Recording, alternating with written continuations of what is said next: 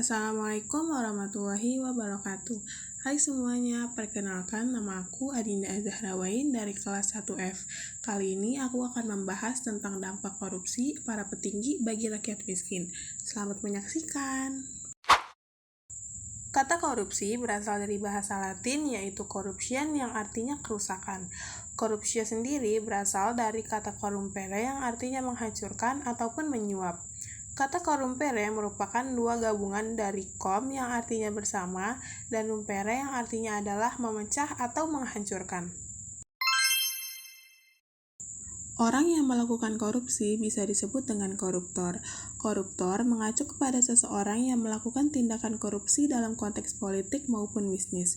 Dalam konteks modern, korupsi merujuk kepada sebuah tindakan penyalahgunaan kekuasaan atau jabatan publik untuk keuntungan secara pribadi ataupun berkelompok.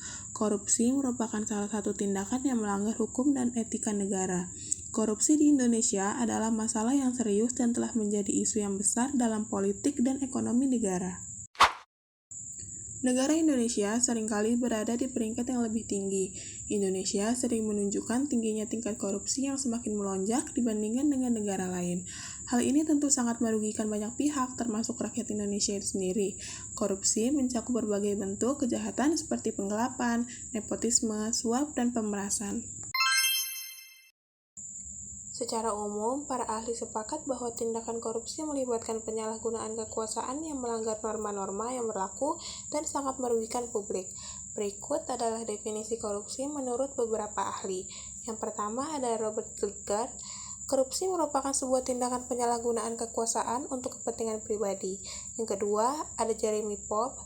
Korupsi adalah tindakan para pejabat yang memanfaatkan posisinya untuk melanggar aturan-aturan negara dan ingin menguntungkan secara pribadi. Tindakan korupsi mengurangi kepercayaan rakyat kepada lembaga dan pemerintahan. Ketika rakyat mengetahui bahwa tinggi melakukan korupsi, mereka menjadi skeptis dan kurang percaya terhadap institusi. Beberapa faktor mempengaruhi korupsi termasuk kekurangan transparansi, lemahnya penegakan hukum, dan budaya politik. Budaya korupsi merujuk pada kebiasaan atau norma yang dilakukan dalam suatu organisasi maupun masyarakat. Budaya korupsi melibatkan perasaan impunitas di mana tindakan yang tidak sesuai dengan aturan justru malah dinormalisasikan. Korupsi dapat menghambat pertumbuhan ekonomi dengan mengalihkan sumber daya dari proyek yang menguntungkan, ke proyek yang tidak menguntungkan, meningkatkan nilai tukar mata uang asing dan mengurangi kepercayaan investor. Korupsi juga menyebabkan buruknya distribusi sumber daya dan mengurangi akses masyarakat miskin terhadap pelayanan, pendidikan, dan kesehatan. Korupsi melemahkan kepercayaan publik terhadap tata kelola dan lembaga publik. Korupsi dapat merusak dan tidak melestarikan sumber daya alam serta berdampak negatif terhadap lingkungan sekitar. Korupsi dan kejahatan adalah konstruksi sosial yang terjadi di hampir setiap negara di dunia dalam tingkat dan frekuensi ekonomi yang berbeda-beda. Setiap negara mengalokasikan sumber daya domestiknya untuk mengendalikan dan mengatur korupsi dan kejahatan. Strategi pemberantasan korupsi seringkali terangkum dalam istilah anti korupsi.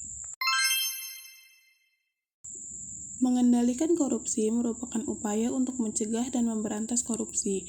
Hal ini mencakup strategi berupa penegakan hukum, kerjasama internasional, pemberantasan, pendidikan, dan kesadaran. Menerapkan kebijakan dan prosedur untuk mengurangi peluang korupsi. Hal ini mencakup transparansi dan pemantauan. Mengambil tindakan efektif terhadap pelanggaran hukum terkait dengan korupsi, merupakan penyelidikan dan penuntutan yang tepat terhadap mereka yang terlibat.